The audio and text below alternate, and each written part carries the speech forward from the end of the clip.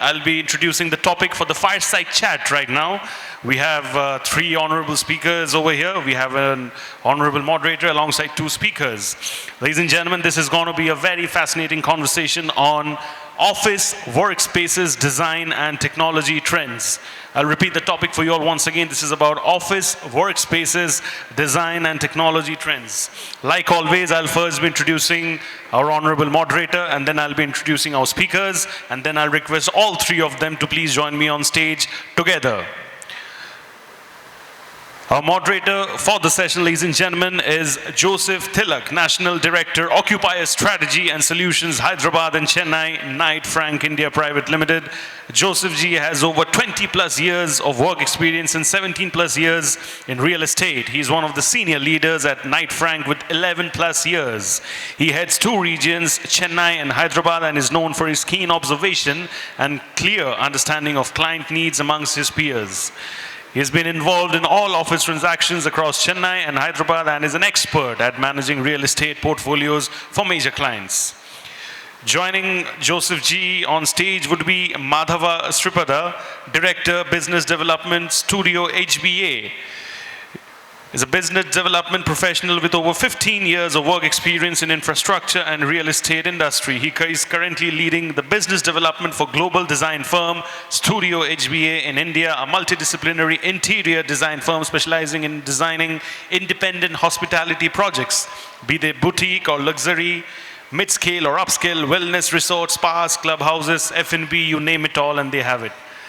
We also have with us the honorable presence of Sundari Patibandla, CEO and co-founder iSprout. Sundari ji is a chartered accountant with over 15 years of experience and is currently leading iSprout managed office space at IRYA Vineyard Hotels and Resorts. She has been part of iSprout's journey since 2017 and has helped it grow into a top 10 managed office spaces provider in the country with centers in 5 different cities.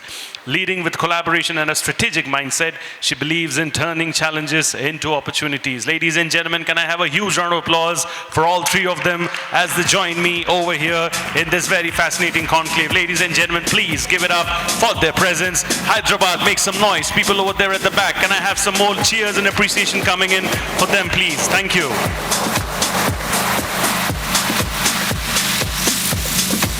Request you all to take your seats. Thank you. Ek aur baar bajaye, please, everybody, zor se taali for all these wonderful people over here. Thank you.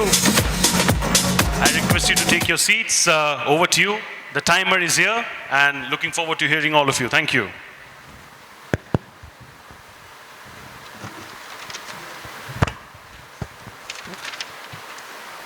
First of all, thank you so much, Realty Plus, for having the three of us here to speak about the most boring topic, which is the commercial real estate market, which does not have all the spice that the residential market has. But we'll try to keep it a little spicy and engaging, so that's the intent. I would like to start stating that the population of the US is equal to the first-time voters population of India. The size of population, once a weakness, is now our country's biggest strength. So, more importantly, we have the youngest workforce in the entire world who needs a changing working environment as per the mood. With that as an opening remark, let me put some statistics into perspective. India as a country saw the highest absorption of office space in the year 2019, which was a 60 million square feet record transaction between 8 different metros. And that was the pre-COVID era. The subsequent years, 2020 and 2021, saw a fall of about 50%, and the country absorbed about 30 to 35 million square feet, which was also coupled with a lot of other negative elements like lease surrenders, terminations, flexibility building into their leases. And these were like the key trends during the time when COVID was at its peak in 2020 to 2021.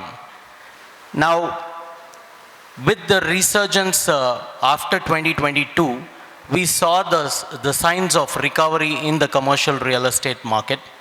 And we can tell right now in 2024, the calendar year which went by was like the bounce back year for commercial real estate, where India recorded about over 75 million square feet of office absorption between the 8 metros.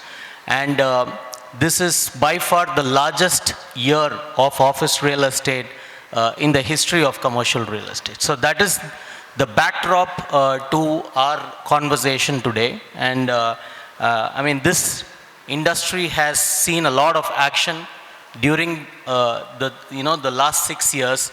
And to that effect, I welcome my panelists, Sundari and Madhava, for joining me to discuss the key trends in the commercial workspace segment and how it is impacted with technology and design. So, Sundari, just to start with you, in your current role at iSprout, where you're interacting with developers, with investors and occupiers, we have seen flex segment as one of the key emerging segments which is taking the largest space in its absorption of last calendar year.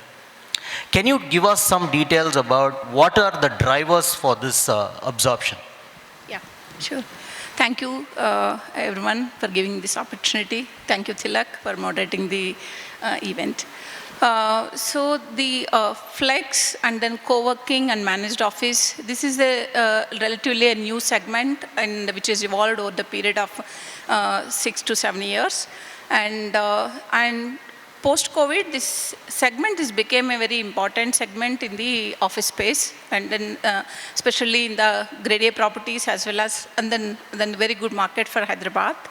And the most key drivers for this industry to grow are the low capex investment, because the companies like earlier, if you take any company who wants to set up their office in India or anywhere elsewhere, their majority investment will go into the deposits which need to be paid to the landlords, as well as the fit-outs investment which goes into the infrastructure.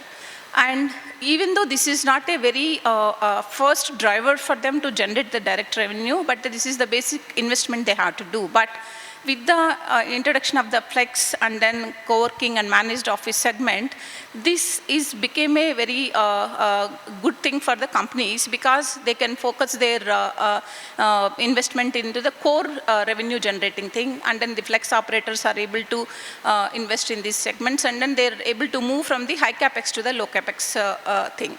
This is one of the important thing. And then second thing is the flexibility and then scalability.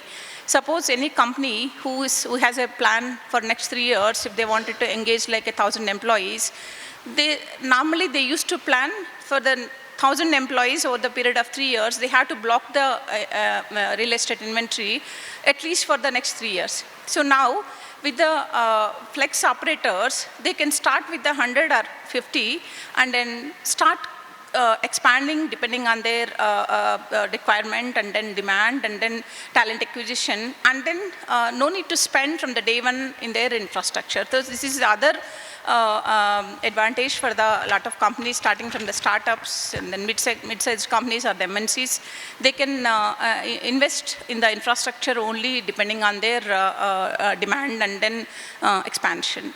And third important thing is like employee wellness and then employee amenities. Like with the help of the co-working and then flex offices, the amenities like, and then even the small companies are able to get a very good grade A spaces with even 50, 100 employees people.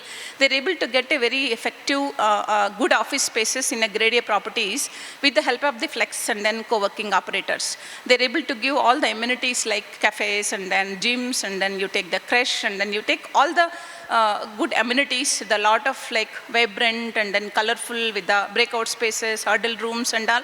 These are all the amenities for the small companies. It's not possible, but with the help of the flex and then co-working operators, this became a very interesting for the talent acquisition for the most of the companies.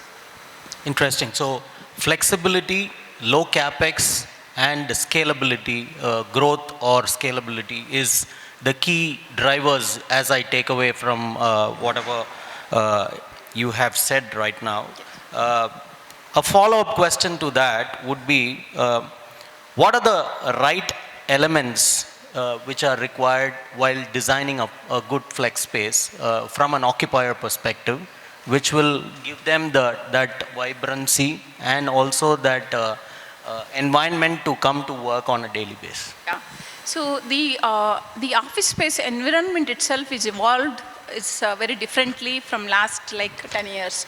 Like earlier, the office space used to be very solo or a cubicle kind of concept. Now, with the help of like a lot of MNC companies like Google or these big companies, they started adopting the open office.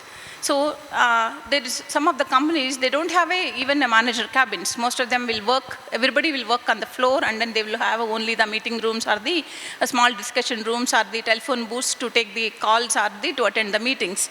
And there is a huge transition happened over the period of times. In the workspaces now became very collaborative, connecting, and then it's a kind of like a very more easier atmosphere.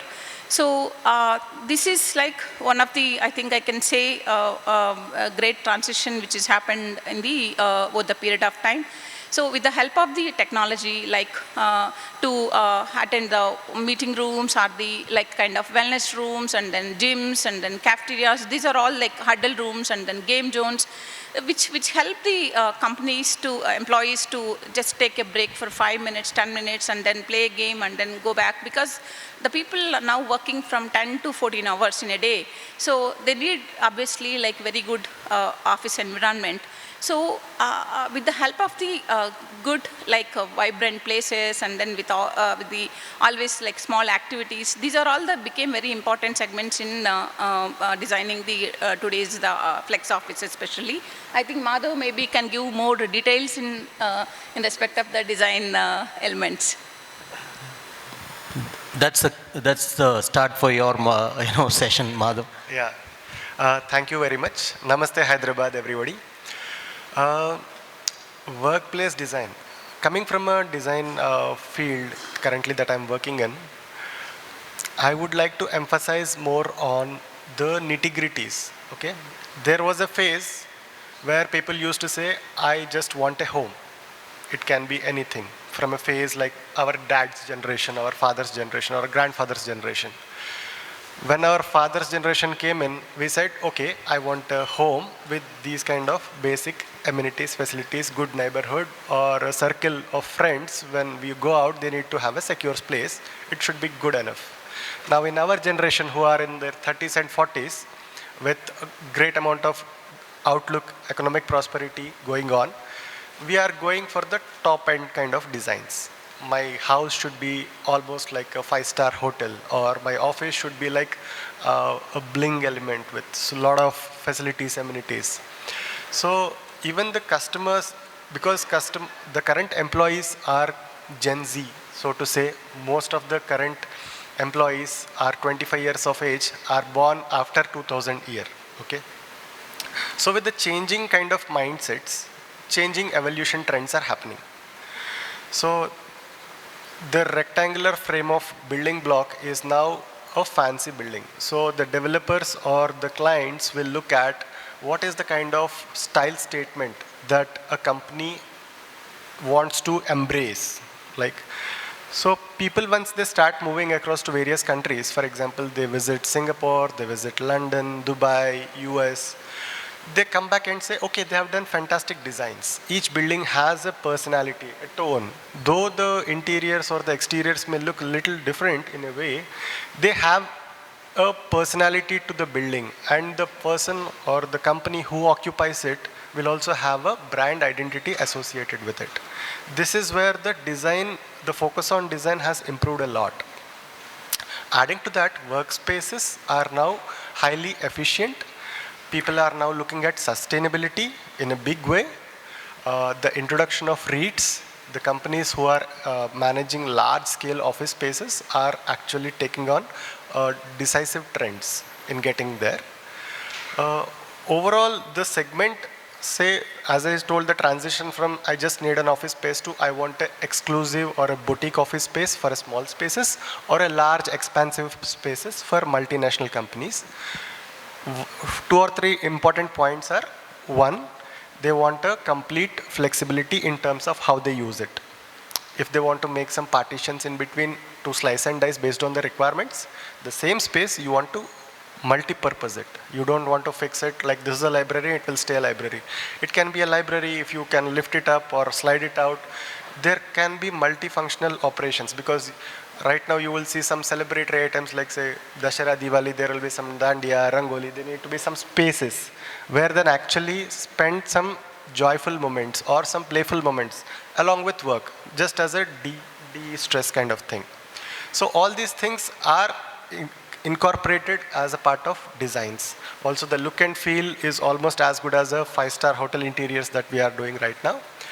We had the opportunity to deliver a project with a large pharma company in Mumbai, and it has come out really well. I personally visited in December, and it has come out truly well, and the management and the employees are truly excited to come to office each day. So that's how the impact of design works like. So I think the design element plays a very critical role in bringing even employees back to work, because with the emergence of COVID and the hybrid working model, which is obviously my next question, we have seen a world which is pre-COVID and post-COVID. With COVID, we have actually learned to do hybrid working, and it is coming out to be the most productive form of working when you're not able to even handle the full capacity of office. You can still make your workforce work out remotely and still get the same productivity of it. So these are some of the interesting trends while we have got during this phase. How as an industry we are ready for a work from home and a work from office? And then this question is more, Madhav, for you to even educate us and help us understand how are our homes equipped to handle this remote working, because as a country we are never got used to this kind of a situation. So if you could throw some light around it, that will be great. Yeah. So currently, pre-COVID, post-COVID, the kind of design requirements have changed quite significantly, so to say. The room sizes have increased to accommodate a family of a husband, wife, their parents or the kids, plus a working. Suppose if there is a, for example, there is a wife and husband working. If a husband is in a on the move kind of a job, and the wife can have the hybrid flexibility to work from home sometimes and from work from office, then definitely a space like the panel before said, the 3 BHK or 2 BHK have become extra 0.5 just for that additional spaces where they can have the flexibility to maybe sometimes during a festive season it can be a puja room or it can be a gathering space for the meetings, and this also helps them save space. In addition to that, a lot of the clubhouse requirements that come up today are inherently coming up with business lounge, because right now not even people are maybe reluctant to travel sometimes. They want somebody to come to their home or in their complex, because the complexes are also so huge. They may have to have meetings at their place at a point of convenience with a tea or coffee lounge that they can have, and they want to have sit meetings together and conclude the same. So these are the kind of changes in the residential, commercial and retail. So a person typically revolves between these three asset classes. So the thin line between all these three is fading away slowly. And also the fourth part is the hospitality. When they get bored out of the entire working days, they want a weekend getaway. Other locations have much better places. Hyderabad is short of those kind of spaces where they can have a weekend outing, like a 3-hour drive, 4-hour drive. The kind of places that they want to explore are relatively smaller. There is a huge opportunity for the developers to look at this particular space. That reminds me, Sundari, I think recently you all have thought about an airport lounge. Yes. Somebody who's taking a flight can actually work out of that place or have their meetings over there and then start their flight. So I think the world around us is changing so dynamically, and it matches to what our work demands. Yes. Anything that you would like to add on that part? Yeah, so I'll take few more minutes because pre-COVID, post-COVID, there is a huge transition happened in the work environment, and then work from home is the one word which is like everywhere, the post-COVID, and then everybody at the COVID time, like all of us are like worried whether we'll go back to offices or not, what will happen next day, whether we'll be alive or not, but the next day we don't know. So as operators, we started worrying because a lot of companies, they stopped coming to the offices, but in India, like it's work from home is like really very difficult for many of the people, because you take any of the company, let's take a TCS or take a Microsoft, only 5 to 10% of the people who can afford their office at home, because who is staying in a 3-bedroom or a 4-bedroom apartment, they can afford having a office at home. But really, what about the remaining 90%, the people whose salaries is from 40,000 to a lakh rupees, who is staying in a joint family with the 2 kids, and then wife is also working, and then where both of them can work from home, it's relatively very difficult for us. So that's actually, in fact, that's over the period of within 6 months to 1 year, the people started understanding that work from home in India is very difficult. So, and then slowly the people started coming back to offices, and they started expecting like, okay, so what are the amenities that we had to give it to the employees, like wellness, and then you take the yoga, and then you take the gyms or the like any coffee shops, and then open offices, and then huddle rooms. All these started coming into the office space. And in fact, in 2021, when we started operating all our centers, and then some of the companies started asking us, like, can you help us like to get back our employees back? And then all of us started brainstorming, and then we came with the one idea, like we started, because at the time, like all the shipments were closed, and then we were not able to import the furniture. A lot of Indian even manufacturing units were closed. We started approaching the small handicraft people, and then we sourced a lot of furniture from Jodhpur, Udaipur. We did one center with the Indian culture, like with the Mahabharata theme. And it's really an experiment for us, but we wanted to do something to create some interest to all the employees to come back to their offices. We incorporated all the war formations used in Kurukshetra, then the ages back, what are the strategies used, and then we incorporated the characters of Mahabharata, how they are important today. And then, so these are all like really within like 6 months, our center was running with the 100% occupancy. And then the employers also were very happy, because the employees are so little interested to come back at least 3 days, 4 days in a week. So these are all like the changes in the workspace, the new designs, new creatives is always will interest the in work from office, like encourage the work from office. As Thilak said that, we started like working more on like how to be more flexible, and then how to be more innovative. So we started the launch space in the airports, because a lot of people travel a lot. And then in the, like when they have in the transition, they wanted to have one meeting, finish the meeting in the 2 to 3 hours.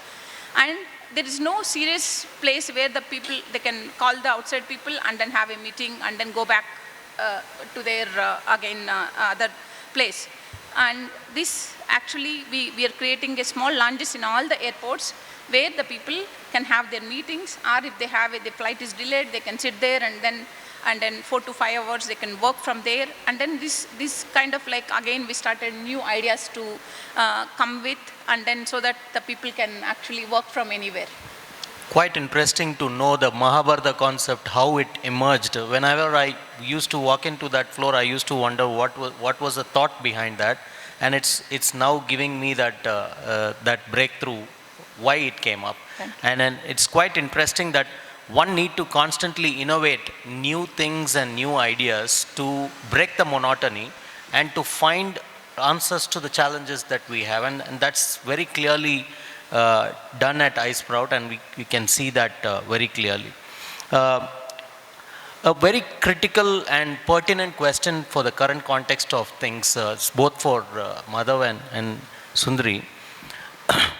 With the emergence of REITs in India and the huge lineup of IPOs among the flex space segment operators, how are the sustainability goals and the compliance and regulatory aspect playing out its part during this process of listing for IPOs and REITs, and how does it effectively benefit the end use occupier in terms of its density angle, the space getting designed from a density angle? How does it pan out, and how does the end occupier gets benefited out of?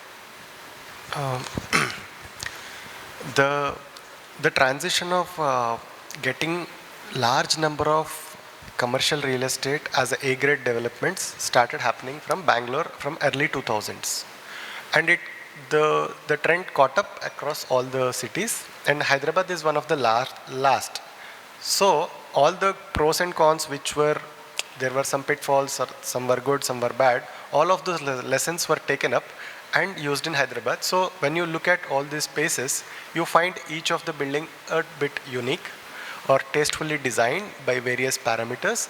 The choice of materials used also has well certification is something that globally standards are being used. So people are definitely asking for platinum rated building at least now for A-grade commercial spaces.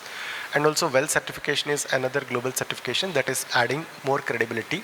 So it involves a lot of things which related to the waste management, water management, sound control. All these things are involved. Like the acoustics part is also a major contributor in making those space sustainable without having greater impact on the health. Even the lighting that you see, the ambient air, the electricity consumption with respect to a general commercial space. A-grade buildings will try to recirculate or contain the temperatures within the limits without getting additional energy requirements. So these are all the inherent briefings that we get as design firms on usage of best quality of materials which are sustainable in nature. So especially for the flex office space, the major constraint is the capex investment. So to cater to the more number of companies, and then to cater to the more flex offices, the investment is the major constraint. So with the help of the IPOs and then REITs, and the investment is now became relatively easy, and then at the same time, and because of the transparency with the compliances, the investors as well as the companies are able to actually get more trust and then confidence on the flex operators as well as the builders also. Because in the disclosure requirements, and then more transparency in compliances and more effectiveness in the compliances, this is really able to help the more confidence in the industry. Great. The role of technology in our design, how much of it is actually pragmatic and it is operational? And we know nowadays there's a lot of app-based services that are available in each project, and it is also in each buildings.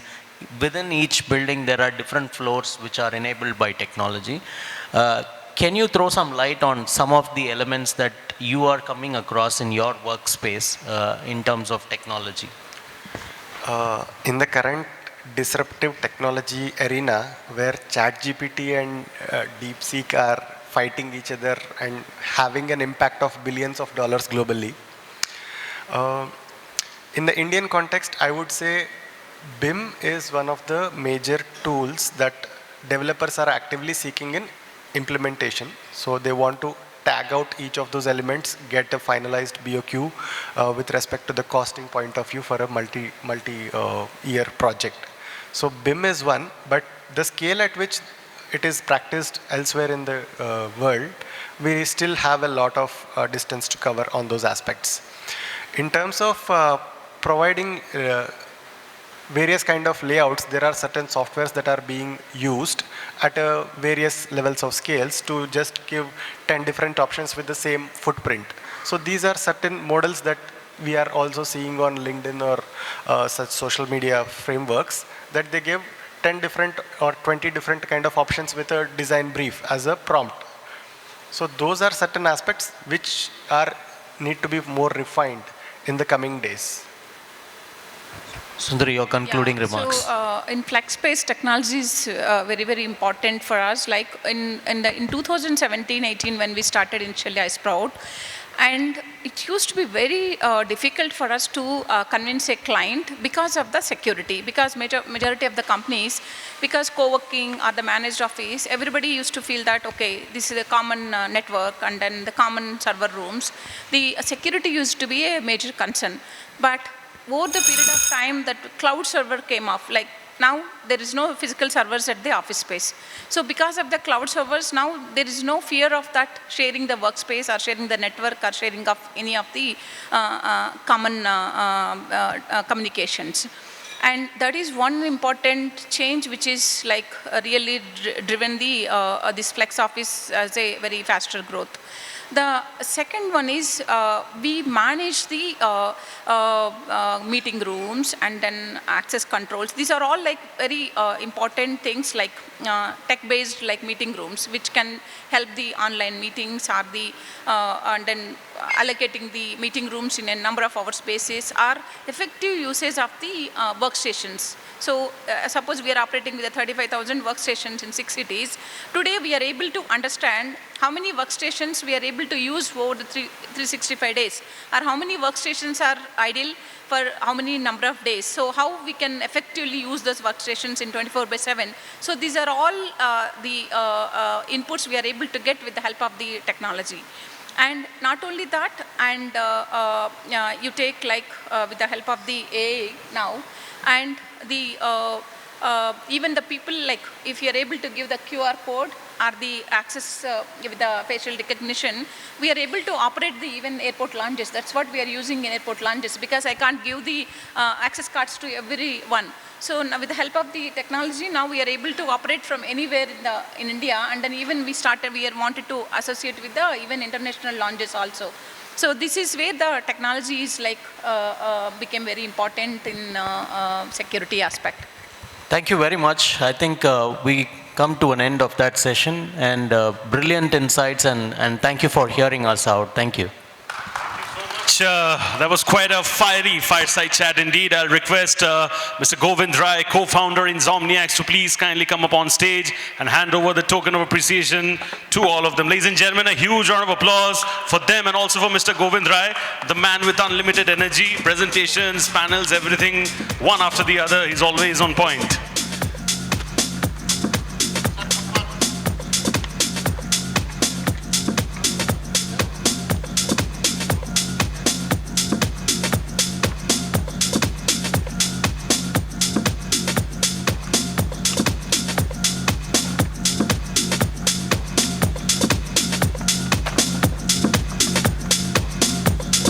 We'll do a group photo with all of you together, please, if I may request.